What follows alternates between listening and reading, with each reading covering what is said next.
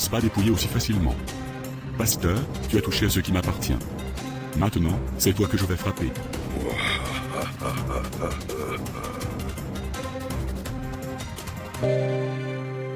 Qu'est-ce qui se passe dans mon ventre? Ça brûle tellement, je n'arrive plus à comprendre ce qui m'arrive. Oh non, la douleur devient trop forte, je crois que je dois vite aller aux toilettes. Maman, s'il te plaît, ramène-moi vite. Ce qui lui arrive semble purement mystique. Nos examens n'ont rien révélé de concret. D'accord.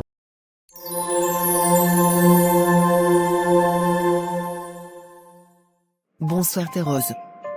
Vous avez vendu un peu aujourd'hui? Patronne, je remarque qu'il y a beaucoup moins de clients ces derniers temps. Vous allez bien? Franchement, je n'en peux plus. Peu importe ce que je fais, je n'arrive pas à attirer de monde. Peut-être qu'on pourrait essayer de nouvelles idées pour le menu ou la déco? Oui, j'y ai pensé, mais je crois qu'il me faut quelque chose de plus spécial. Une solution qui change vraiment la donne. Ah bon? Quoi donc? Tu poses trop de questions, petite serveuse. Allez, va servir, le peu de clients qui est là. Allez, que ça saute. Désolée madame. Je n'ai toujours pas assez de clients, et mes ventes ne décollent pas comme je l'espérais. Honnêtement, cette situation commence vraiment à me peser. Il est grand temps que je trouve une solution à tout ça. Tiens, pourquoi ne pas aller voir mon gourou? Je suis sûr qu'il pourrait m'aider à attirer beaucoup plus de clients. Je vais passer chez lui rapidement avant de rentrer. Allez, assez attendu. Il est temps que je devienne enfin une grande entrepreneur. Madame, Toi tu veux quoi encore? J'ai en ai ma dose pour la journée. tu sais que je t'aime? Arrête des conneries, soit je descends de ton taxi, petit chauffeur de merde. Désolé madame, on dirait que vous êtes sur les nerfs. Hein. Descends-moi un peu devant. Je suis presque arrivé. Tu m'entends un peu, on retourne, et arrête de trop parler, sinon prochaine fois je chante de chauffeur.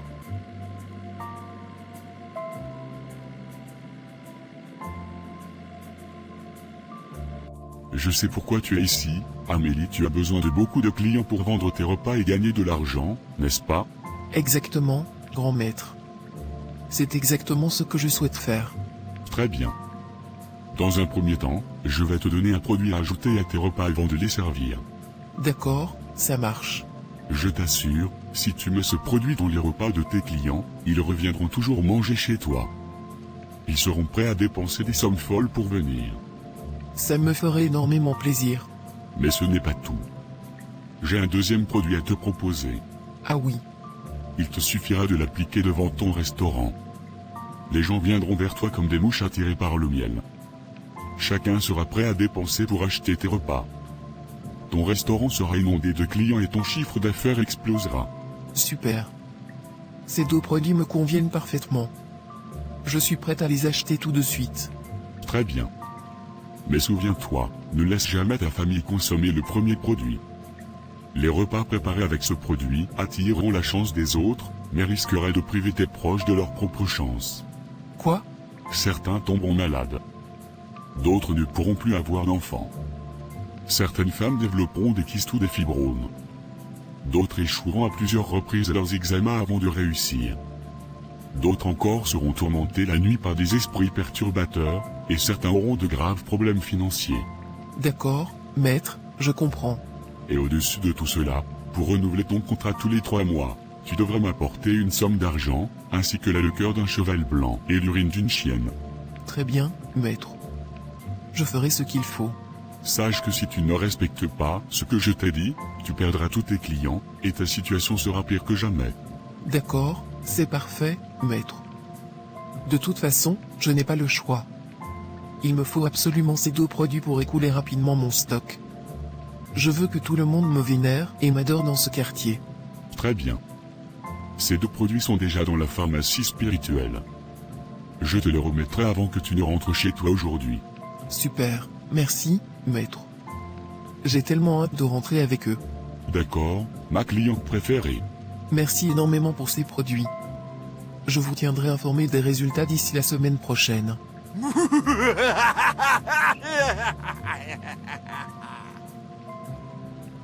Oh, tu n'auras même pas besoin de me tenir informé. J'ai plusieurs antennes et radars mystiques dans toute la ville, je saurai tout en temps réel. D'accord, grand maître. Tout ce que tu auras à faire, c'est respecter ta part du contrat. Et tu verras, tout se passera bien pour toi. D'accord, ça marche. Bon, je ne vais pas te retenir plus longtemps. On se dit à très bientôt. À bientôt. Dernière chose. Ne retourne pas, pour regarder derrière. Je suis tellement contente d'avoir reçu mes 2 produits. Maintenant, je sais que je vais vraiment réussir dans ce quartier. Tout le monde viendra à mes pieds pour me vénérer.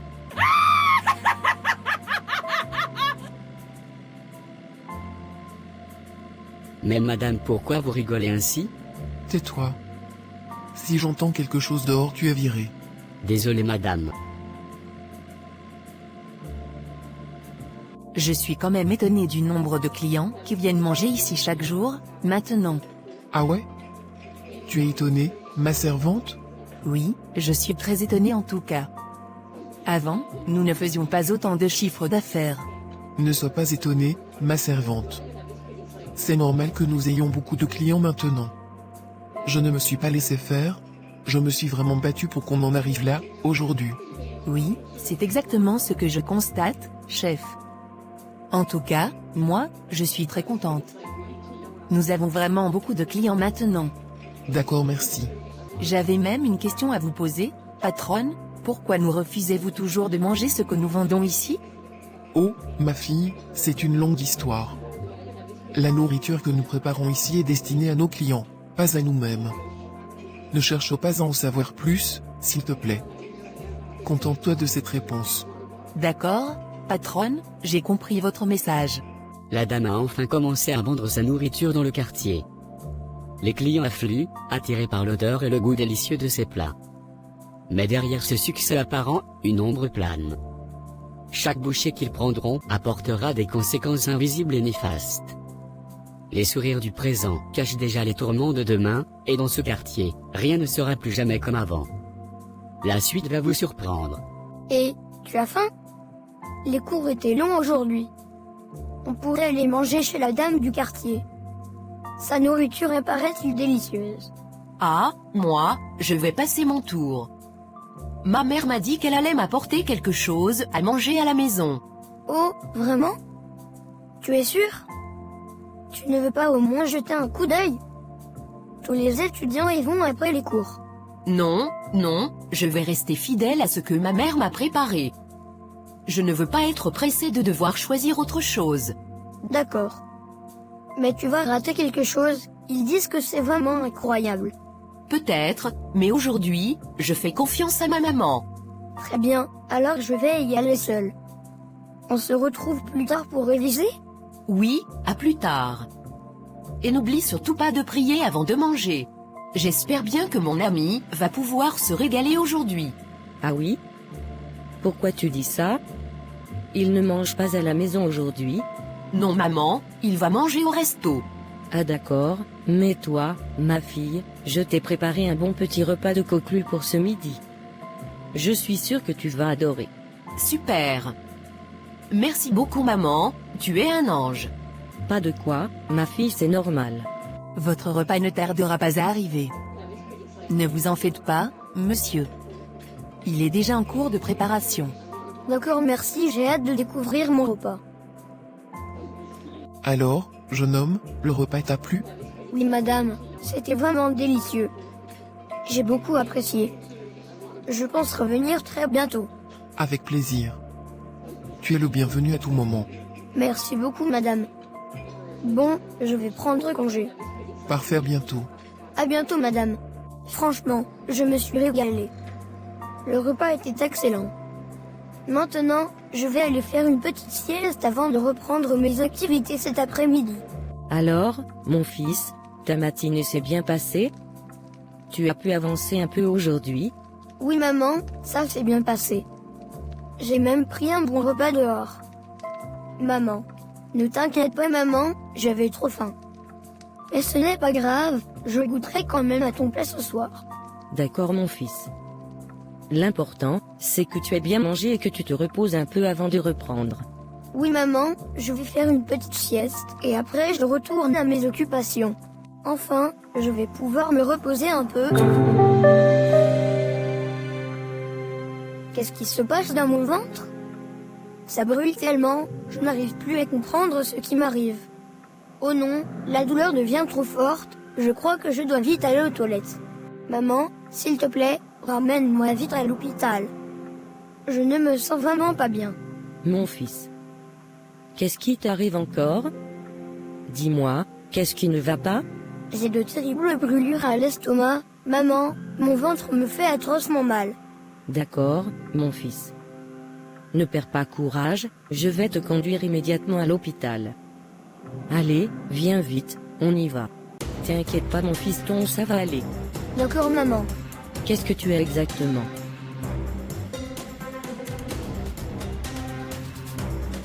Ô Seigneur Jésus-Christ, sauve mon fils.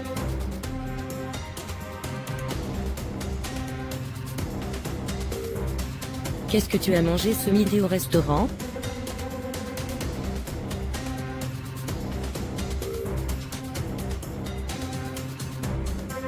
Mais qu'est-ce qui se passe? Pourquoi mon ami n'est pas revenu cet après-midi?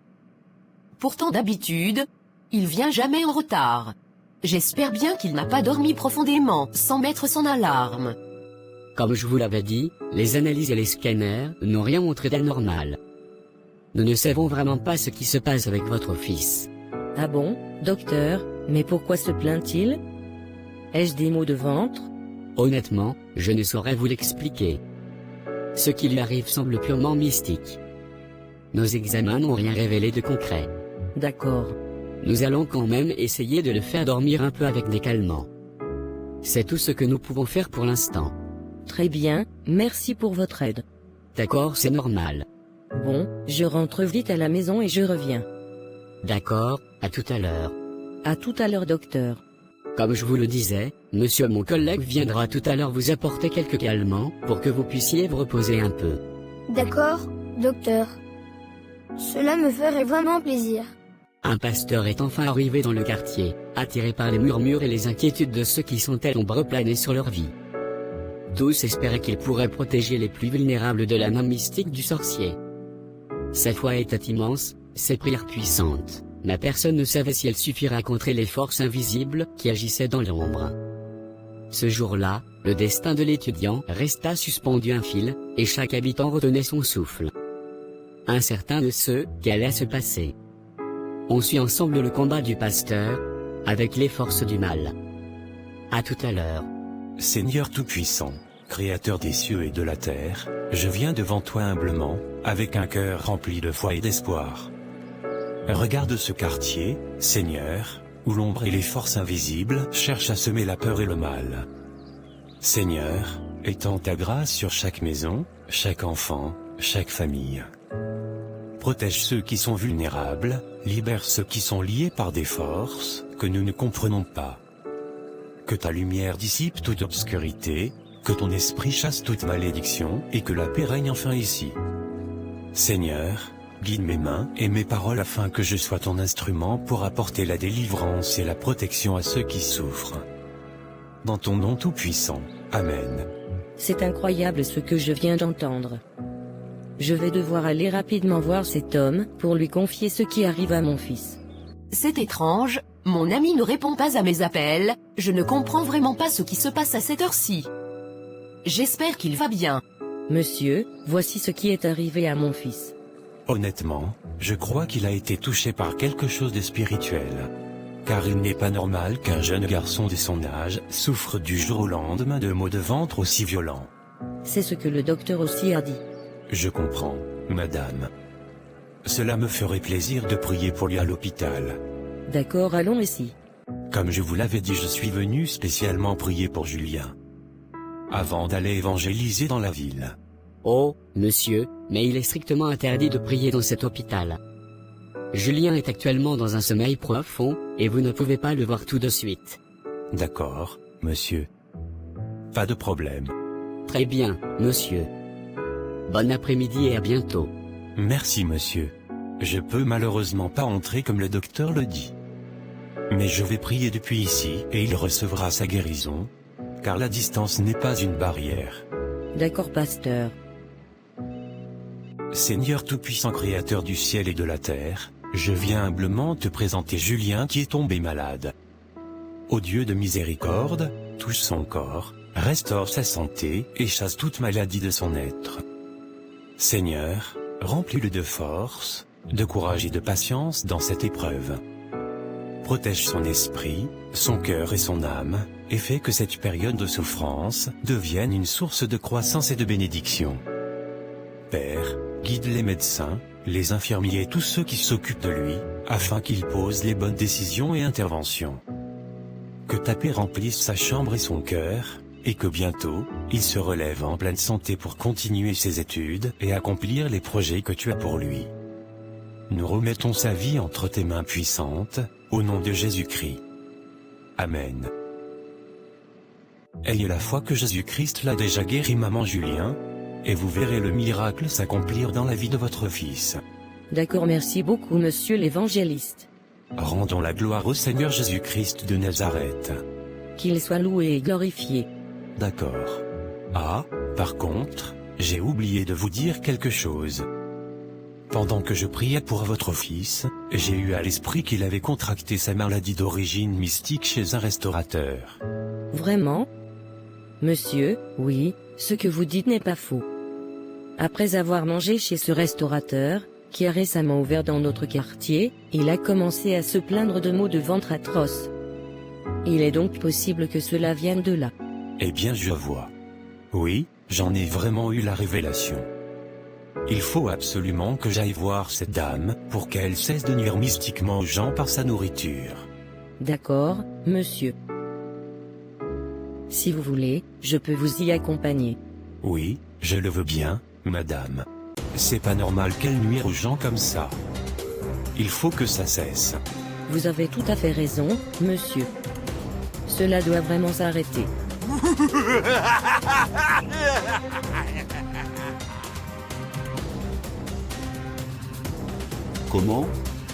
Comment ce pasteur ose me défier? Qui lui a donné cette audace? Depuis quand un simple prieur se lève contre moi, contre mes œuvres, contre mon pouvoir? Il a osé poser ses mains sur ma cliente préférée, celle qui vient chaque lune déposer ses offrandes à mon autel.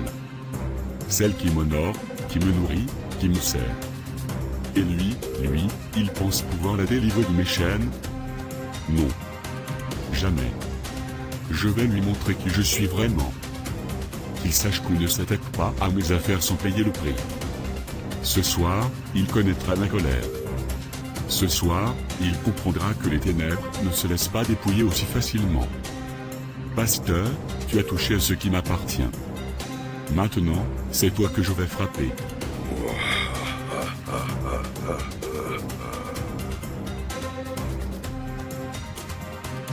Chers frères et sœurs en Christ, la suite de cette vidéo arrive bientôt. Soyez connectés et n'oubliez pas de soutenir la chaîne en vous abonnant. Soyez bénis.